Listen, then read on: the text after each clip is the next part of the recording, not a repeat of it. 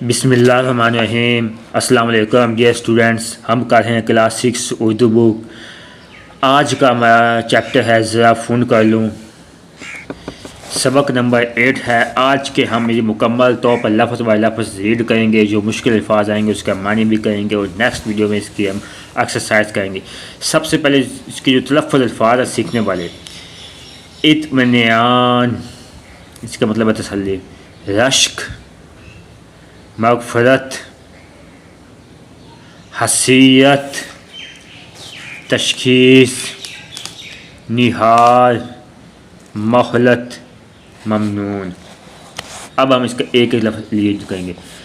جب تک آپ کے گھر میں ٹیلی فون نہ ہو، آپ کبھی اندازہ نہیں کر سکتے کہ آپ عوام الناس بالخصوص اپنے محلے والوں میں کتنے مقبول ہیں، یعنی کتنے پاپولر ہیں یا کتنے مشہور ہیں۔ ہمیں بھی اس وقت پتہ چلا جب ہم پچھلے دنوں بیمار ہو کر سب فراش یعنی بستر کا ہو، یعنی بستر پر ہی لیٹ جانا۔ شیخ نبی بخش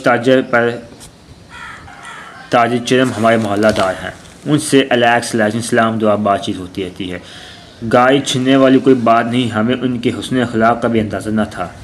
ہمارے بیمار ہونے کے بعد سب سے پہلے وہی تشریف لائے، ہماری پٹی سے لگ کر بیٹھ گئے، تعزیت کرنے والوں کا منہ بنایا اور پوچھا کیا شکایت ہے؟ برا بنانا۔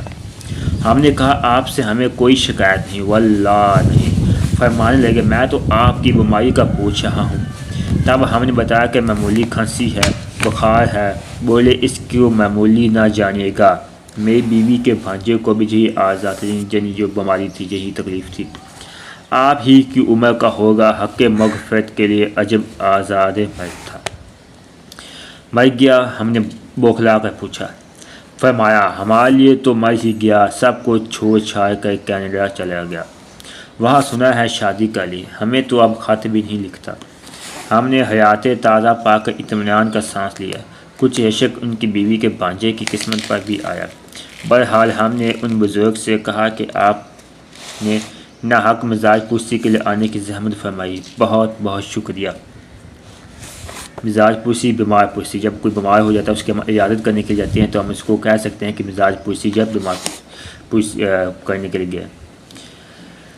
اٹھتے اٹھتے اتفاق سے ان کی نظر ہمارے فون پر پائے گی۔ بولے اپنی دکان پر فون کر لوں؟ جو شخص اتنی محبت سے حال پوچھنے آیا ہو اس سے کیا دریغ ہو سکتا ہے؟ ہم نے کہا شوق سے کیجیے۔ وہ گیا ہی ہوں گے کہ ریٹائر تھانے دار اور حال ٹھیکیدار میر باقر علی سندیلی لٹھیا ٹیکتے آئے۔ بولے سنا تھا آپ کے دشمنوں کی طبیعت ناساز ہے۔ ہمارے دشمنوں کی تو نہیں ہے، ہمیں ضرور کھانسی بخار ہے، ہم نے وضاحت کی۔ نہایت شفقت سے ہماری نمبر ٹٹولتے ہوئے بولے کچھ دوا دارو کرو، احتیاط رکھو، تم جیسا ادیب و انشا پرداز کم ہمارے تو اور کوئی نہ ہوگا، کوئی حرج مرج ہو گیا تو ادب کو ناقابل تلافی نقصان پہنچ جائے گا۔ انہوں نے کچھ کہا کہ ہم اپنی وحشت میں کچھ اور سمجھے، چنانچہ بلند آواز بلند اس پر ہمارے ایک دوست نے جو ہمارے پاس بیٹھے تھے ہمیں جھنجھوڑا اور میر صاحب سے معذرت کی کہ معاف کیجیے گا، یہ شخص یوں ہی بہکی باتیں کیا کرتا ہے، آپ کی مزاج پرسی کا شکریہ۔ اس پر انہوں نے فرمایا کہ مزاج پرسی تو میرا بحیثیت مسلمان اور ہم محلہ ہونے کے عین فرض تھا، اس میں زحمت کی کوئی بات نہیں۔ پھر اٹھتے اٹھتے بولے میرا لڑکا نالائق صبح سے بھٹے پر گیا ہوا ہے، یہاں میں اینٹوں کے ٹرک کا انتظار کر رہا ہوں، اجازت ہو تو اسے فون کر لوں؟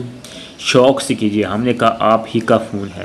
اس کے بعد پروفیسر کے بخش کے آنے کی اطلاع ہوئی۔ نام کریم بخش ہے، پروفیسر بننے سے پہلے ہی ہمارے ایک عزیز کے یہاں خان سامہ تھے، ان کی راہ و رسم ہم سے انہی دنوں سے ہے۔ آئے بیٹھے ہمارا حال پوچھا، پھر ہمارے ڈاکٹر کا نام پتہ دریافت کیا، اس کے بعد تشخیص کی اور کہا تمہارے جسم میں شکر کی کمی ہے اور گلا خراب ہے۔ اپنے مجربات بھی ایک چیز بھی بھیجنے کا وعدہ کیا جو مینڈک کی چربی، گندک اور لال بے کے انڈوں سے بڑھتی ہے۔ جو گندک ہے یہ ایک پیلے رنگ کا ٹھوس عنصر جو دھات نہیں اور آسانی سے جلنے لگتا ہے، دوا کے طور پر خصوصاً جلد کے امراض میں بہت کام آتا ہے، اور الو کے مغز کے ساتھ نہار منہ کھانی پڑتی ہے۔ نہار منہ صبح یہ کھانا کھانے سے پہلے جو کھاتے ہیں۔ یہ بھی اٹھتے ہی ٹیلی فون پر ایک جگہ آرڈر دے گیا۔ ہم تو لوگوں کے اخلاق کریمانہ کے ممنون ہوتے رہ گئے، شکر گزار ہوتے رہ گئے۔ ہمارے بھائی نے ہمارے نہ کرتے ہوئے بھی کمرے میں نوٹس لگا دیا کہ جو صاحبان مزاج پرسی کو آئیں وہ فون کو ہاتھ نہ لگائیں، اور جو فون کرنے آئیں وہ مزاج نہ دریافت کریں۔ ایک مرچنٹ کا نمبر ہے جی، تاجر کا نمبر کچھ ایسا ہے کہ اس کے اور ہمارے فون نمبر میں فقط ایک عدد کا فرق ہے۔ ہم اکثر فرمائش اس قسم کی آتی ہے کہ 15 سے لڈو بھیج دیجیے، اور ایک ٹوکرا بادو شاہوں کا بھی، اصلی گھی کا بھی، پہلے کی خاطر چبی میں تل کا نہ بھیج دیجیے گا۔ ایک بار ان حلوہ مرچنٹ صاحب سے ہماری ملاقات بھی ہوئی، اور انہوں نے بتایا کہ اکثر مشاعروں کے لیے غزلوں کی فرمائش ان سے کی جاتی ہے، اور رسالے والے تو ہمیشہ سہ جاتے ہیں کہ آپ کی نگاشات کا انتظار ہے، سال نامہ نکل ہے، جلدی کیجیے۔ بعض لوگ صبر والے ہوتے ہیں، ہمیں سوری رانگ نمبر کہنے کی مہلت مل جاتی ہے، لیکن بعضوں کو جلدی بھی ہوتی ہے۔ ایسے ہی ایک صاحب کا کل فون ہے، لکھے 4 چھولداریاں۔ ہم نے عرض کیا معاف فرمائیے، بات کاٹ کر بولے باتوں کا وقت نہیں، لکھتے جائیے 12 ڈنر سیٹ اچھے ہوں، پہلی کی طرف ٹیچر نہ ہوں، پھٹے نہ ہوں۔ ہم نے پھر کھنکار کا کہا اجی سنیے تو، درشتی سے بولے 4 چاندیاں بھی ڈال دیجیے، صاف ہوں، سالن گری نہیں ہونی چاہیے، ہمارا پیسہ حلال کا پیسہ ہے۔ ہم نے پھر کچھ کہنا چاہا، لیکن ادھر سے حکم ہوا کہ پہلے ان کی فرمائش نوٹ کی جائے، پھر بات کی جائے۔ 18 ڈونگے، 72 پلیٹیں، 5 لالٹنیں، 150 چمچے، 10 جگ۔ ہم سب لکھتے گئے۔ جب وہ ذرا دم لینے کو رکے تو ہم نے کہا قبیلہ ہم فقیر آدمی ہیں، ہم اتنی ساری چیزیں کہاں سے لائیں گے؟ ادھر سے سوال ہوا آپ حاجی چراغ دین انسان نہیں کیا؟ ہم نے کہا جی نہیں کاش ہوتے۔ پڑھ کر بولے آپ نے پہلے کیوں نے کہا اچھے آدمی ہیں آپ؟ یہ ابن انشا سے لے گئی ہے۔ نیکسٹ ویڈیو میں ہم اس کے ایکسرسائز کریں گے۔